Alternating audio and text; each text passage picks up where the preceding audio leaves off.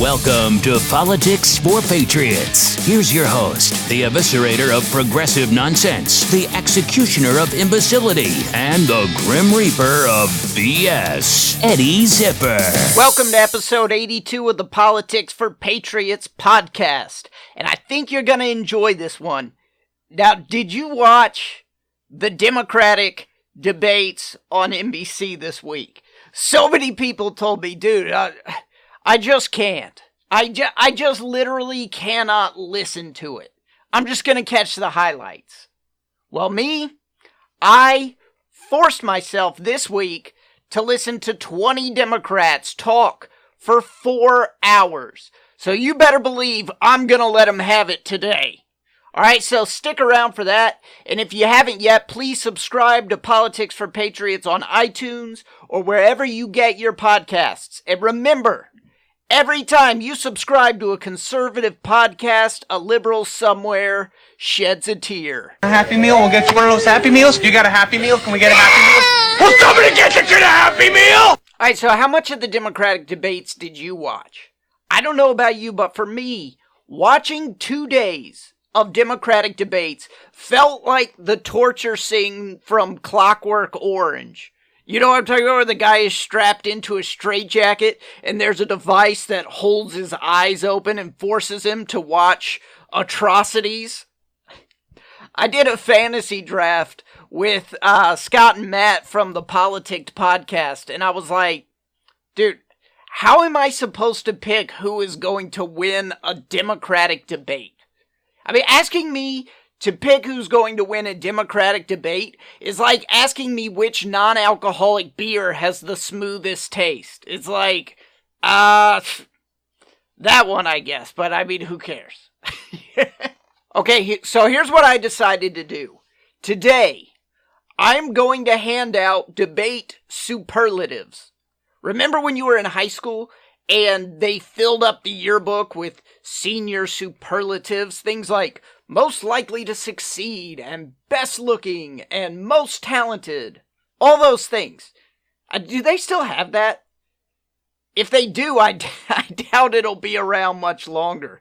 I mean, in our current culture, nothing can be merit-based, right? Nothing can be a competition because it would make other people feel bad, and that's not really what we're about anymore.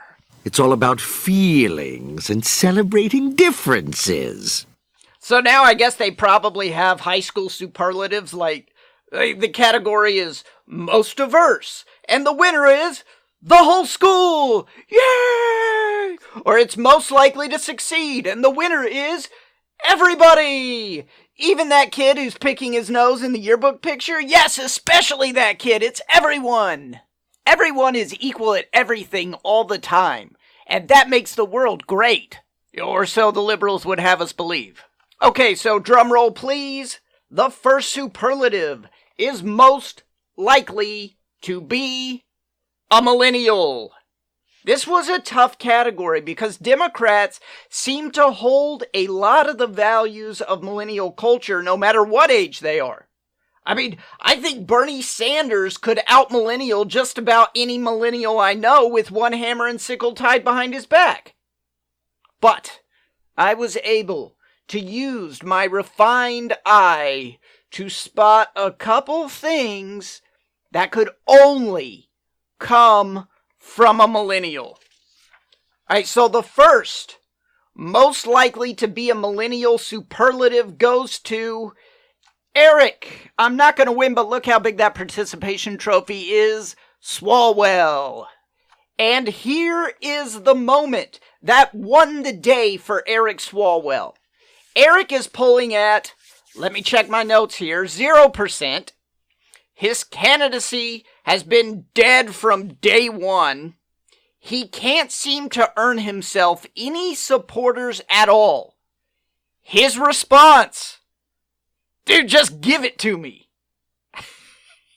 Where's the guy that's winning? There he is. It's Joe Biden. Hey, Joe Biden, you're in first place. Just give it to me. I was 6 years old when a presidential candidate came to the California Democratic Convention and said, it's time to pass the torch to a new generation of Americans. That candidate was then Senator Joe Biden. Joe Biden was right when he said it was time to pass the torch to a new generation of Americans 32 years ago. He's still right today.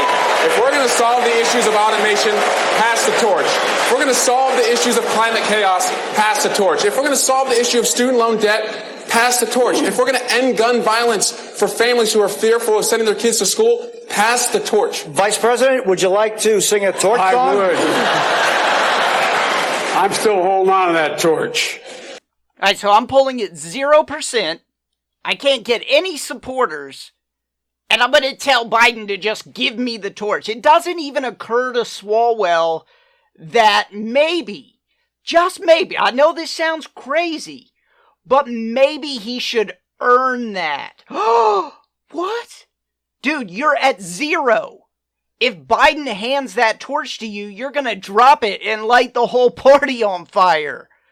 Okay, Swalwell was not the only millennial that I was able to spot. Mayor Pete had quite the telling millennial moment of his own. I'm not going to try to speculate on how Democrats who are going to vote in the Democratic primary reacted to Mayor Pete's performance, but I will tell you how I reacted. Going into this debate, Mayor Pete was probably my favorite out of the group of Democrats. Now, that's not saying that much. I mean, going in, I was like, oh, which non-alcoholic beer is the smoothest? Mayor Pete, I guess. Who cares? After the debate, he is now just about my least favorite. So with me, his favorability absolutely plummeted in this debate. And I'm going to talk about why in a few minutes. First, Pete served up the most millennial moment imaginable. If you don't know, Pete is the mayor of South Bend, and South Bend is not a huge city, okay? De Blasio is running for president, and his experience is mayor of New York. Okay, New York is the biggest city in the entire United States. Mayor Pete is running for president, and he's the mayor of South Bend, Indiana. Now, nothing against South Bend, but it's about the 300th largest city in America. Okay, it's like the 4th biggest city in Indiana. For anyone who has ever watched the show Parks and Recreation, South Bend is about the same size as Pawnee. So Mayor Pete is asking Americans for essentially the biggest promotion in the history of America. It's something of a red flag, to be honest. That's millennial on its own. It's like the kid from the mailroom wants to be CEO of the company. He's like, dude, I've been working my butt off here for 6 months, but I can't believe I'm not CEO yet. I mean, my mom was just saying how I'd be the best at that. Okay, so 37-year-old Pete Buttigieg, the mayor of South Bend, Indiana, in his mind, he shouldn't be a House representative first, represent about 700,000 people. Nah, he shouldn't be a senator and represent the 6.5 million people of Indiana. No way. We should promote him directly to the top. He should be president of the United States. This is what is actually going on in his mind. Well, I mean, I've done this job for a few years. I should probably be president now. Okay. That's not even Pete's millennial moment. That's just his millennial personality. Here's his millennial moment. In the last 5 years, civil rights activists in our country have led a national debate over race and the criminal justice system. Your community of South Bend, Indiana, has recently been in uproar over an officer-involved shooting. The police force in South Bend is now 6% black in a city that is 26% black. Why has that not improved over your 2 terms as mayor? Because I couldn't get it done. So you're asking for the biggest promotion in American history, and you're showing up to the job interview with, I couldn't get it done? All right, let's listen to the rest of this. My community is in anguish right now because of an officer-involved shooting. A black man, Eric Logan, killed by a white officer. And I'm not allowed to take sides until the investigation comes back. The officer said he was attacked with a knife, but he didn't have his body camera on. It's a mess, and we're hurting. And And I could walk you through all of the things that we have done as a community, all of the steps that we took from bias training to de-escalation, but it didn't save the life of Eric Logan. So it's a mess, and you tried all the standard operating procedures, and none of them worked. So let me ask you this. Why are you showing up to ask for the biggest job promotion in American history, from mayor of the 300th biggest city to president of the United States, when it looks like you're having a big problem with the job that you have now? That's what it sounds like to me when you're saying I couldn't get it done and it's a mess. Oh, well, let's make this guy president. You have the smallest job, Pete, of everybody who's running, 24 people. And you're also the only one on stage telling us that you're failing at the job that they have. So what exactly is the logic that says we should take this 37-year-old who's failing at being mayor of the 300th biggest city in America, and we should make him president of the United States? It's the most millennial logic you could ever think of. And that's why Pete Buttigieg gets my superlative for most likely to be a millennial. All right, next up, the next superlative is most likely to wind up with laryngitis. And this one was easy. It was Bernie Sanders and Elizabeth Warren, or as she likes to be called, Princess Bubbling Spring that runs in the meadow. I mean, Wednesday and Thursday night, if either one of these candidates, Bernie and Elizabeth Warren, were saying something, they were screeching it. And if any liberals out there are thinking I'm sexist for accurately labeling Elizabeth Warren a screecher, there are half a dozen women in this race. I didn't think any of the rest of them were screechers. So why would my sexism only activate 1/6 of the time? Now, I'm no psychologist, but I am guessing that these authoritarian socialist types who want to impose their will on you have to scream at you. Maybe that's how they think they're going to break you. I mean, is that their plan, to maybe trick you into thinking, oh, Elizabeth Warren and Bernie Sanders are my mom and dad, they're yelling at me, I need to do what they're telling me to do? Bernie especially. I mean, everything Bernie said all night long reminded me of Dwight from The Office. You know that episode where Dwight wins Salesman of the Year and he has to make a speech? And he shows up to make the speech and he's like, blood alone moves the wheels of history! That's every Bernie Sanders answer right there. It's like, Bernie, what are you going to do about healthcare? Blood alone moves the wheels of history! Bernie, do you have any ideas about student loans? Blood alone moves the wheels of history! Bernie, do you have a closing statement that you'll share? Blood alone moves the wheels of history! All right, next up, superlative. Most likely to underestimate middle America. This made me think of that episode of Futurama where the TV executive robots one of them is programmed to underestimate middle America. And Executive Gamma programmed to underestimate middle America. It's funny, but is it going to get them off their tractors?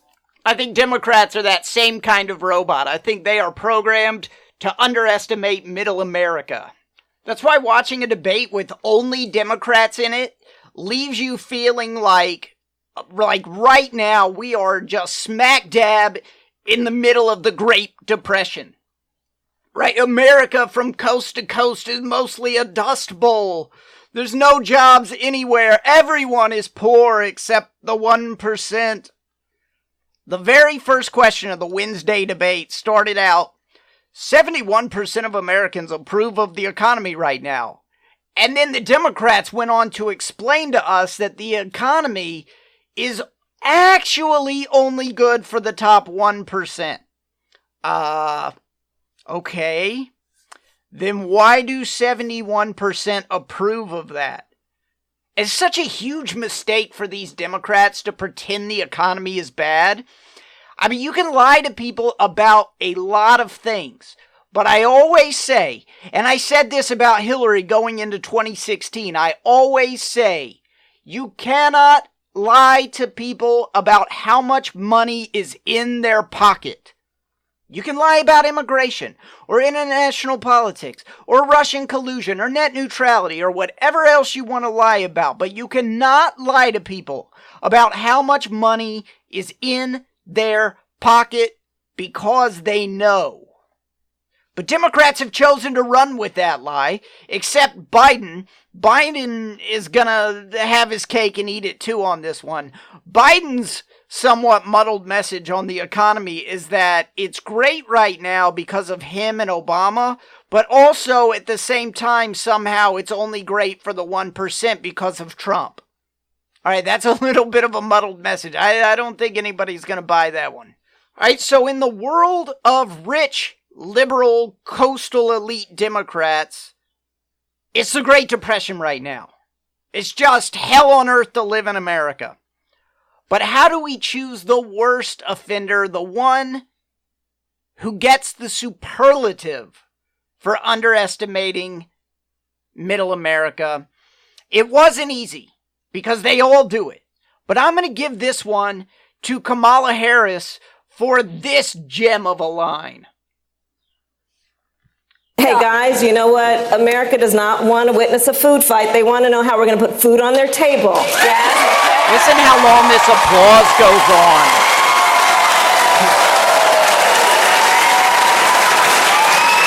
So, on that... I mean, you have to imagine it's a bunch of rich people in the audience at a debate. Like, remember when everybody was booing Trump at the debates and he said those are all lobbyists? And I don't know if they were lobbyists, but I know that even though he was getting booed at the debates, Trump won the primary election. So that was a tremendous amount of cheering from the audience for the line. They don't want a food fight. They want to know. America doesn't want a food fight. They want to know how we're going to put food on their tables. It's funny, but is it going to get them off their tractors? Yeah, that's totally what we worry about here in Middle America. We worry about how is government going to put food on my table. I mean, isn't that what you worry about? You sit around all day thinking, oh man, I wonder what the government's going to serve up for dinner tonight, because I'm really in the mood for a pasta dish. Oh, I hope the government comes through for me. Ooh, can't wait for that government pasta. Memo to Kamala Harris. It is not the Great Depression. Very few people are super worried about how the government is going to put food on their table. The unemployment rate right now is 3.8%. We put food on our own tables. Everyone in the crowd at a debate cheering that line, they cheered it for like 10 seconds. They put food on their own tables. I don't know why they're cheering. There's a very small number of Americans who need the government to put food on their table. It's a small number.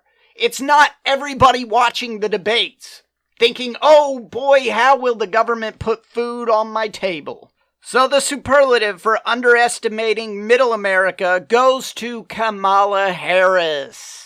And you know what? While it's at it, it also goes to Kamala, Bernie Sanders, Elizabeth Warren, Princess bubbling spring that runs in the meadow, and Bill de Blasio for being the 4 out of the 20 Democrats who raised their hand to say that they will abolish your private health care plan. That's a little out of touch. About 11 years ago, Obama ran for president and he felt the need to promise that everyone could keep their plan. Even though that was a huge lie, I believe it was PolitiFact's Lie of the Year. But now, 11 years later, there are Democrats willing to openly raise their hand and promise that they will abolish your private health care plan. They don't care if you like it. They want government health care for everyone. They want the VA on a massive scale for everyone. So we've gone from 2008, if you like your plan, you can keep your plan, to 2019, these 4 candidates saying, if you like your plan, too bad for you. Alright, next superlative. Most likely to be in possession of the time stone. As you know, if you've watched the Marvel movies, whoever possesses the time stone has the ability to manipulate time. Basically, you do a disco move with your hands, a green light show comes out of your fingers, and you proceed to manipulate time. If you don't know what the time stone is because you've never seen the Avengers movies, just pretend I said the flux capacitor and it'll work the same way. And you definitely know what the flux capacitor is. Alright, so Kamala Harris wins this one too. Because she must have been in possession of the time stone, because how else could one explain her ability to stretch seconds into minutes during the debate? Alright, here's what happened. The issue of race came up and Kamala jumped in when it wasn't her turn. They tried to cut her off, but she said that as the only black person on stage, she should get to have a say on the issue. Her voice should get to be heard on that issue. Now, I actually agree with her about that. That's not my issue here. It's what happened next. Okay? Maddow gave Kamala Harris an extra 30 seconds, which I'm fine with. She then spoke uninterrupted for 107 seconds.